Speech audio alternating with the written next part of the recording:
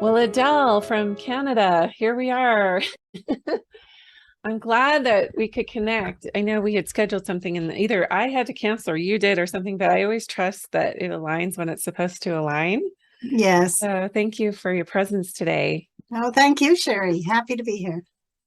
Well, let's just dive in. I mean, I've been talking with my audience about emotional patterns and how really we're just walking patterns.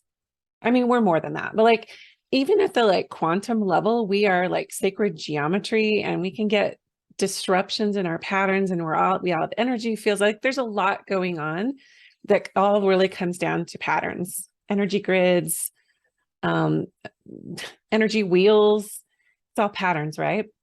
Yeah. So the brain tries to make sense of this through forming its own patterns. That's Just so right. we can survive, right?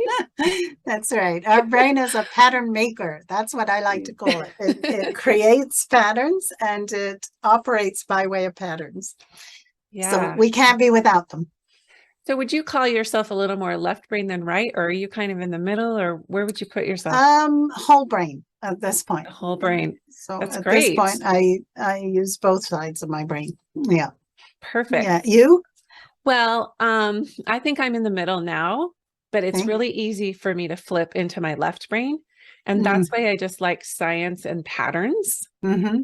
I mean, I know patterns are visual on the right side too, but like when we just get right down to it, I just love to get to the heart of like what is creating this.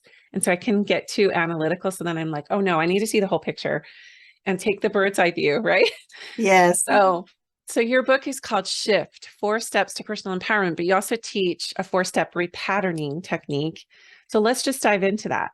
Sure. So if you, yeah, whatever you want to share with each of those steps and just maybe a little snippet or a practical on each one that you've found has been helpful for those you've worked with to kind of work through those steps to repattern. Sure. So let me first give my definition of a pattern because there's lots of them out there, as you so brilliantly said, like there's energy patterns and there's this pattern and that pattern. Mm-hmm. But when we look at a pattern in our brain, the easiest way to identify it is it's a three-part intertwining of physical sensation, emotion, and thought. So when the three aspects of our being come together, it results in a particular action that we take or a behavior that we adopt or a belief that we hold. So our brain is constantly creating these three-part intertwinings, and each time it does, it is a pattern. Okay, so the Mm-hmm. definition of pattern is the physical sensation, emotion, thought. So the first thing that we have to do when we're faced with a problem, so most of us face problems in life, and whenever we encounter a problem, we tend to think, oh, what is here in the situation that is creating the problem? Or we'll ask ourselves, oh, who's to blame here? Is it that person or me? Which is just a protective mechanism, right? Yeah, absolutely. Or we'll say, oh gosh, I'm wrong. I failed. I made a mistake, right? That created the problem. Mm. But none of that is how we're going to address problems. As a pattern maker, our brain being a pattern maker, what we really need to ask is, okay, what pattern is resulting in me looking at the situation as a problem? What pattern is not taking an action which is working for me? So we flip the switch, and instead of thinking that the problem is out there or in other people or even in ourselves, Mm. we say, okay, the problem originates in the pattern itself. And then we identify it. So that is step one. What is my physical sensation, emotion, thought when faced with this particular problem? I Okay, like that because you're like not identifying with it. You're that's kind of it. creating some space between yourself and the pattern. Like you aren't your patterns. That's it. Exactly. You are not your patterns. You are the creator of patterns. And that I keep Mm, stressing over and over again, right? love it. Okay. So that's step one. And then step two is we're going to flip that switch. So let's just look at our brain, shall we? And we're going to peek under the hood because here it is locked inside this dark, silent room of a skull. And it has no access to the outside world. So inside the skull, there is no taste, there is no sound, there is no smell, there is nothing in there other than electrical impulses, which were moving down these neural pathways. Okay, good. So what does that tell us? Well, it tells us that everything that we believe we are actually experiencing in the outside world is actually a translation given by our patterns in our brain. So our brain has wait, say that again. My brain is literally trying to okay, I'll say it again. Everything that we believe is actually happening in the outside world. So you and I think that we're on a podcast, and we are. We're talking to each other. Okay, you're listening to my words, you're listening to my voice. But in order for you to know that we are on a podcast, your brain first has to interpret all of that sensory data that is coming in through the senses. Get it? So it takes the visual, it sees me here, it takes what it's hearing, it takes what it already knows about podcasting, and it goes, oh yeah, I'm on a podcast. And it's actually interpreting all of that information inside what we already know. Yeah, hopefully that all makes sense. Okay, great. So in step 2, we have to flip the switch, because we're not seeing the whole picture. We're seeing through the perspective of that pattern. Okay. And so how we flip the switch is we own it. That's my pattern. So even though to me, it seems like I know everything about this problem, right? I know how to solve it. I know what it is, or I don't know. That's also a form of knowing. When we know that our brain is locked inside this dark, silent room, we have to say, okay, I have a pattern that believes it doesn't know. So we get to own it. We say, I created that. That's my pattern. That's my creation. That is not necessarily the full picture. So is this just kind of like self-accountability of just looking at like, I created this situation? Or you is didn't it create deeper? The situation. Well, I mean, okay, your brain, you didn't create the situation, but you made meaning from it. You interpreted it a certain way. You interpreted it a certain way. That's it. Yes, exactly. So that second step, we take ownership. I don't want to say responsibility because that sounds a little lame. That's heavy. Yeah, that's heavy. But we take ownership of the pattern. We just say, okay, yeah, this situation is occurring, but I know that this situation, I'm interpreting this situation through a pattern, and I can own that pattern. Yeah, I love what you're saying so far with these first 2 steps, because you're kind of taking a step back and being the observer, which kind of takes you out of that reactionary, which is another pattern, right? Yeah. So I love, you can create an observer pattern. Yeah, that's right. Just look and watch and see and notice what's happening. Exactly. I like to say, be the fly on the mind's wall.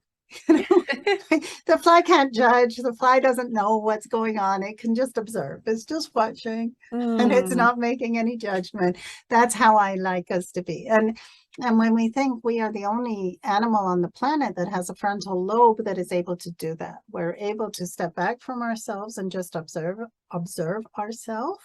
And that's a really powerful ability, and something that really can make transformational shifts when we do it correctly.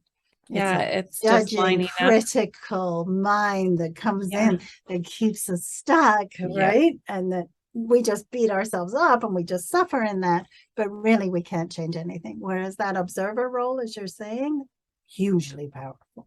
Yeah, and more neutral, right? Just, it is what it is. It's not a judgment on it. It's just, hey, this is what I'm seeing. That's a very great goal. Goal's not the right word. It's a practice of a lifetime to get to that space where you're able to observe without judgment, because we've been so programmed to judge our thoughts. And okay, so programmed into am I right, am I wrong? But when we start to work with patterns, here's a really powerful question. Ready? Does it work? And it has to work for everybody. See, if we can step back from, am I right? Am I wrong? Are they right? Are they wrong? Is this situation right? Is this situation wrong? And just simply ask the question, is this working for everybody? And if it isn't, then we're going to have a powerful 4-step technique that you can remove the pattern, not solve it, just remove it. We're just going to subtract it from the brain. And now the brain will do what the brain does, which is create a new pattern. And that pattern, again, will ask the question, does this one work? And typically it works a lot better. And I'll explain why. No, I love that. It reminds me of the work of like Byron Katie and people who are talking about like, how's that working for you? You know? Yes. And yes. It's like, well, it's gotten me to survive to this point, but now I've got this wall and this barrier, and no, it's not working. Right. No, I'm suffering, or no, I'm causing conflict, or no, I'm not getting to my goals. And any one of those three is it's not working. It's not working. No judgment. So how do you know? It's not working. So how would your body be convinced that it is working? Oh, well, okay. So I'm going to pause at step 2, guys. Yeah, step 3 and 4. Because I just asked this question of like, because I just talked to somebody about, I just did an interview before you that will air sooner than yours about having embodied wisdom, where you just kind of know, and it's like knowledge and experience together. And it's like, it kind of supersedes thought and even what we're talking about, like in the brain. So we have to train the brain to trust the body sometimes. And so that's why I asked you, like, how do you have something you measure where there's readiness for the brain to be like, oh, okay, I'm good? So let me just back up, and I think I'll answer your question this way because I think it might make more sense. So the human brain, unlike other animals, is not born knowing what to do. As human beings, we enter this planet and we have to very, very quickly create patterns. And so from the moment somebody's born, every situation, new situation that the brain encounters, the brain takes that action that is happening at that time and stores it away for future use. And it stores it away and inside a pattern, a neural pathway in the brain. And it says, okay, once it has that pattern for that situation, it goes, great. I don't need to create another pattern the next time we encounter this situation. I'm just going to pull on this one. You want to know why you're making the same mistake over and over and over again, even though you know it, you shouldn't do it, right? Most people will say that. I know better, but I just keep doing it. That's because there's a pattern in your brain that keeps taking that action repeatedly. Okay. Okay. So by the time we reach adulthood, throughout all of childhood, our brain is massively creating patterns because it doesn't have any.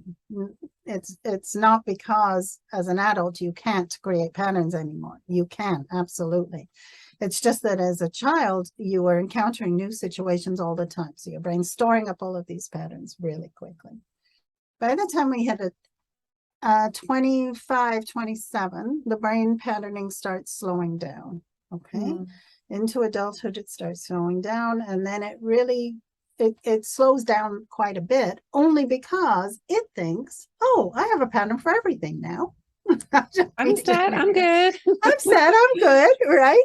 And not unless you encounter a brand new situation, which you will sometimes, will your pattern have to make a correction? Will your brain have to make a correction and add a new pattern? Sometimes it happens spontaneously. And those moments of body wisdom that you just explained, that's a sign that spontaneously your pattern has upgraded. Ooh, I love it. I just got chills just now. Oh, did I just get an upgrade? Did I just get you might have, because those insightful, oh my gosh, that came as such a surprise. That is your brain now having, boom, it just created a new pattern. Ooh, I love it. Okay, good. Awesome.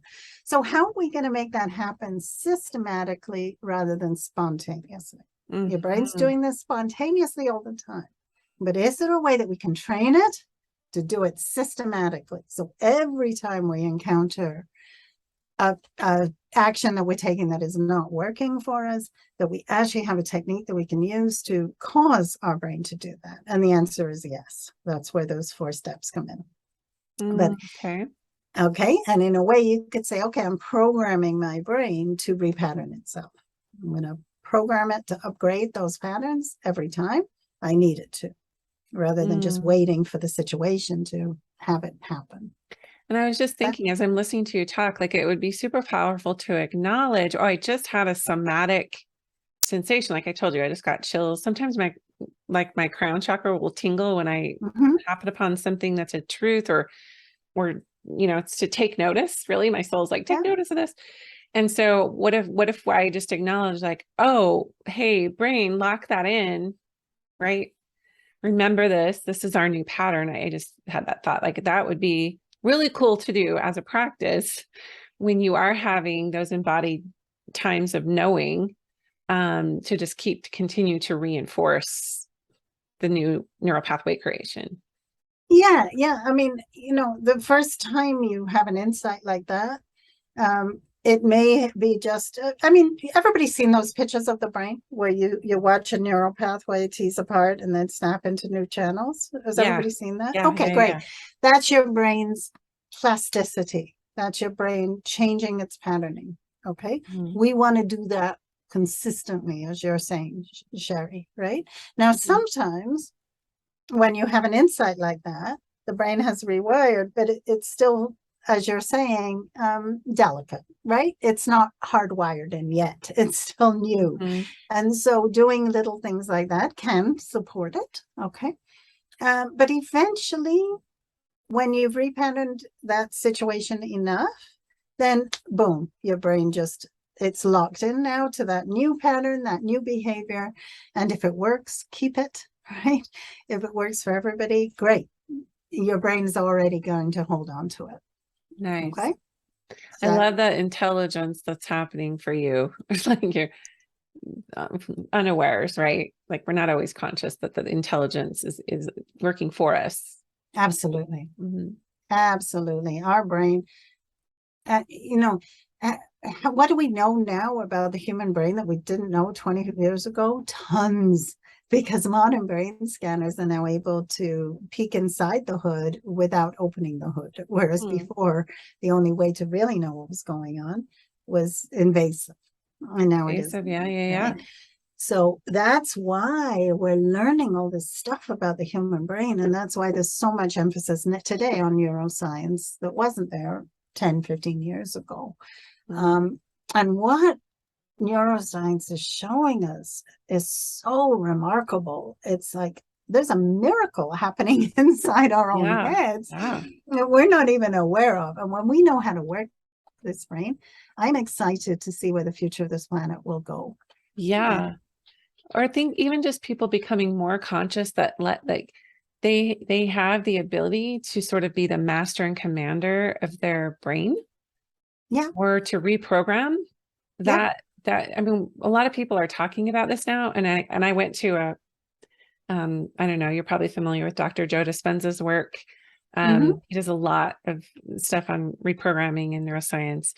But I mean, people were kind of talking, but it's only been the last, I would say, 3 to 5 years where this is really coming out. It's just almost like the consciousness is ready, in a space of readiness, to just clear out all these old patterns, whether they're ancestral, because we can, and I was going to ask you about your thoughts on inheriting these patterns. So sometimes, like you said, I get what you're saying about like we're born and our brain is kind of like we have to be told what to do, but we still inherit patterns, right? Through epigenetics, inheritance. That's a really great question. I like to say it this way. Everybody's born with a certain bent. Okay, so let me just explain. In my family, you can see anxiety runs through my family. Okay, so you can see it in the children. It's just a slightly enhanced level of anxiety than what you would see in a different family. Okay, so that's an inherited, you could say that's an inherited pattern. But even if you inherit something like that, you're not necessarily have to be stuck with it, because there's a lot that you can do to program the brain so that you can, a lot of it is nurture, right? A lot of it is you reprogramming the brain so that you don't have to accept that level of anxiety. Right. So, but we just can come into this space without any environmental influence and still hold an ancestral pattern that hasn't been healed or aligned intergenerationally. And perhaps. There's a really interesting field of study with intergenerational epigenetic trauma and it's really fascinating, this whole, and you talked about neuroplasticity. So I'm totally in alignment with that. We're not victims of our inheritance. Yeah. We get to, the pattern might be there, but it doesn't have to express. Like we might And hold it, but we don't, or we might hold it, let's just say the DNA sequencing or the genetic, aberration, but we don't have to let it express. We might have the traits of something, but it doesn't need to be our reality. yes. Yeah. And I think And that's an empowering thought. and we can go even more powerful, Sherry, because when you have, let's say, that ancestral pattern that you've inherited, okay, you will feel it as your pattern. And that's beautiful, because at that point you can say, okay, I own that. So you don't have to worry about where it came from the past life, right? It can be, okay, it's here now. It's arising in my space now, and I get to deal with it. And so I like to say, with repatterning, we can actually heal 7 generations forward and 7 generations back. Yeah. I love Because that. we get to be the central pillar inside all of that generational space. And that's awesome when we can own it at that level. And by stepping back and observing rather than judging, we can do that. That's, if we have to figure it out and judge it and make sure it's right, then it's very difficult. But when you're the surrendered witness, it's actually a lot easier. Surrendered witness. That's such a beautiful feminine yes phrase to just let that be. Okay, so I think we left off on step 3. 2. That's right. So we're going into step 3.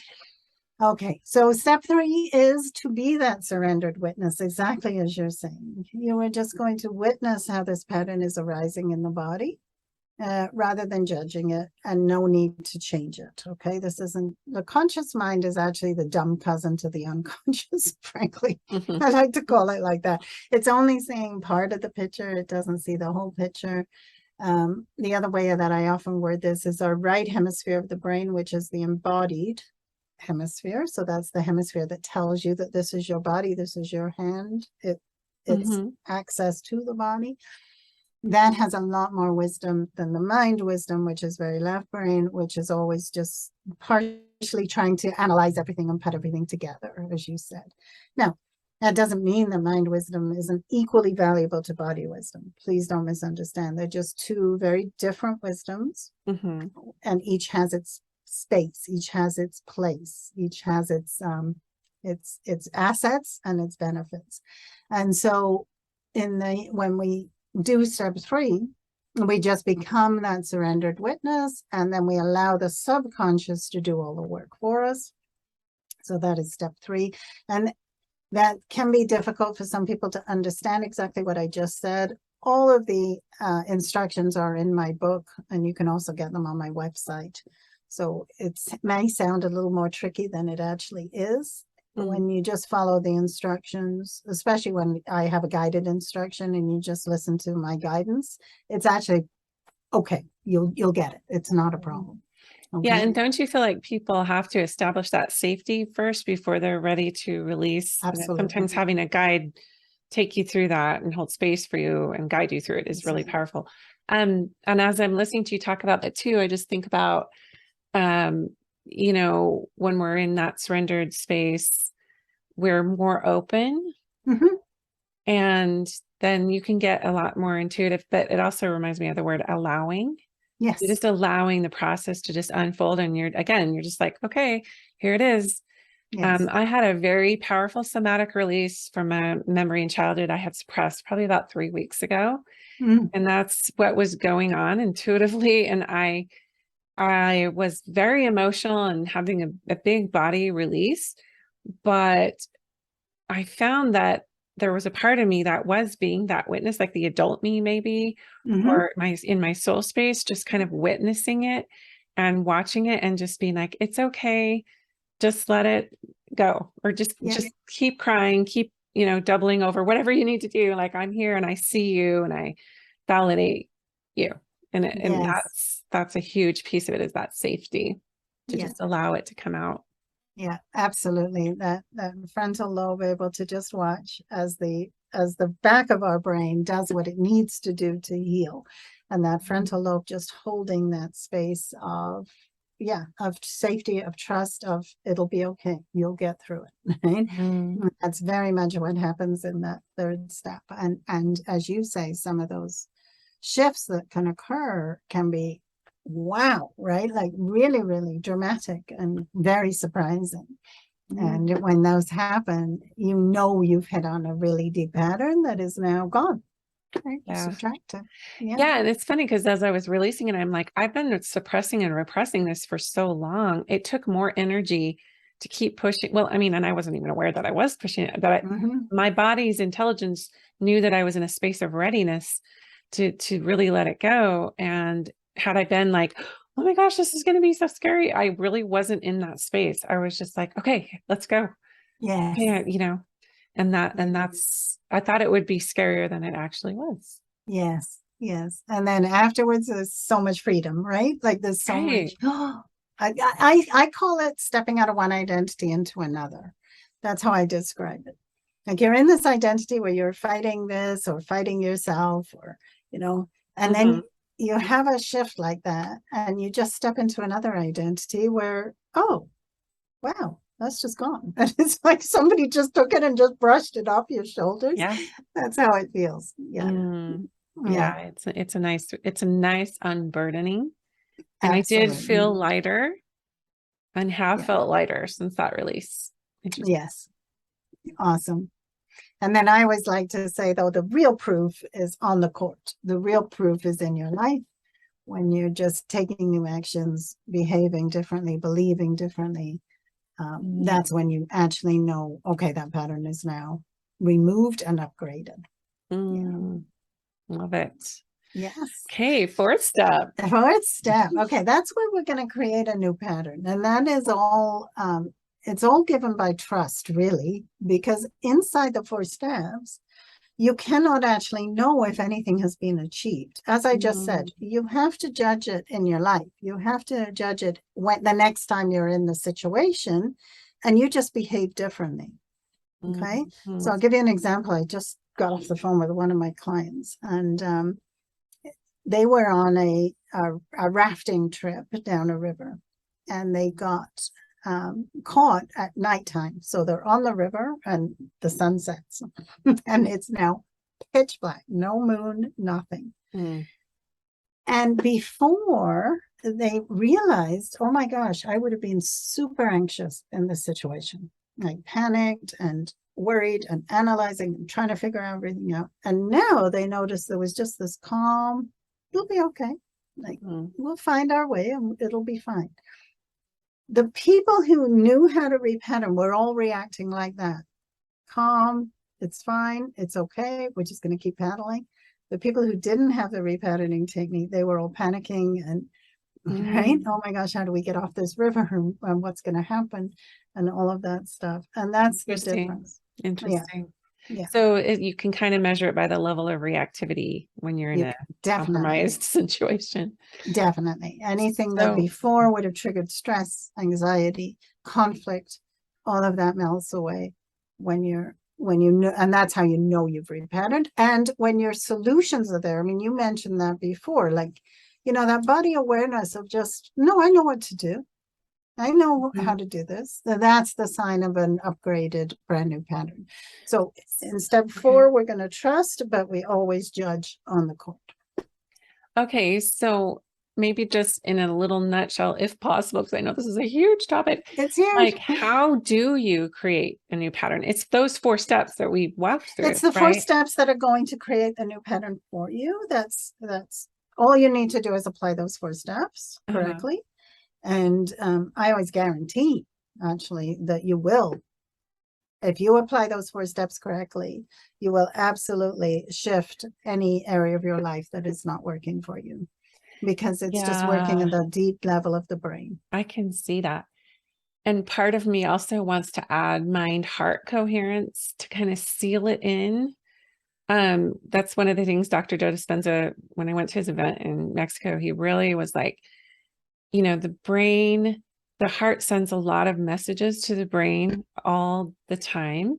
And sometimes the brain responds and sometimes the brain doesn't.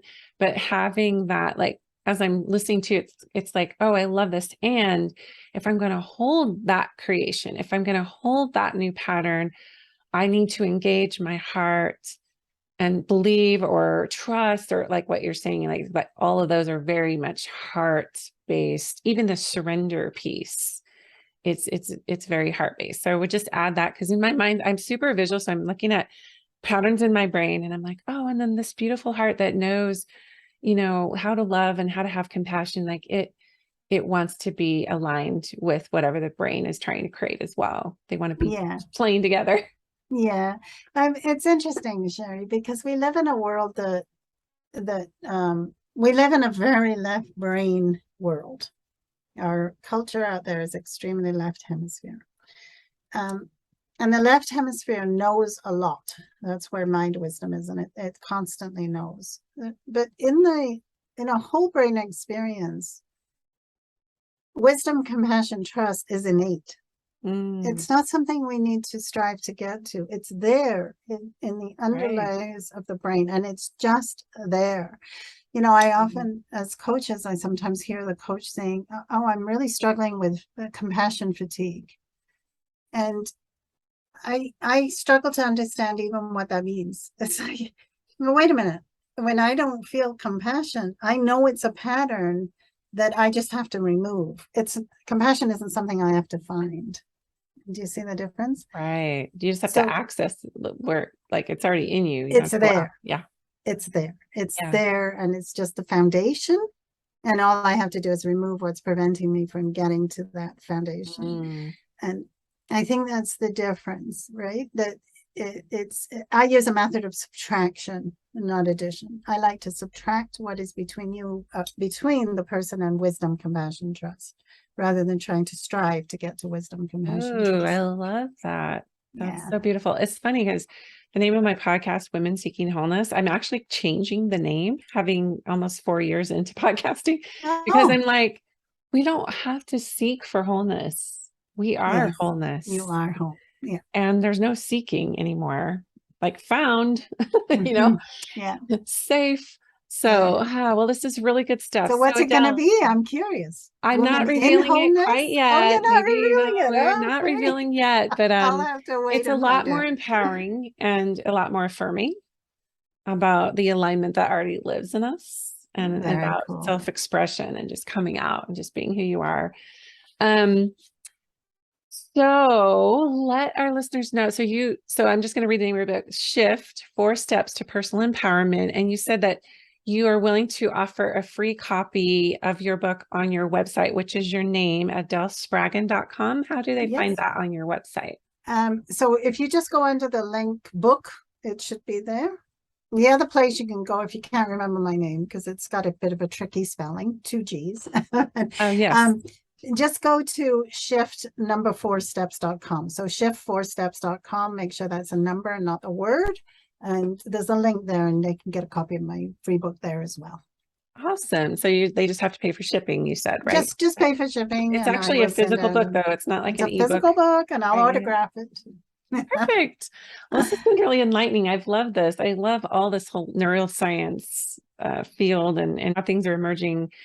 So many more people talking about how we can rewire. And I love your take on it. So thank you for breaking that down for us. Oh, thank you for having me.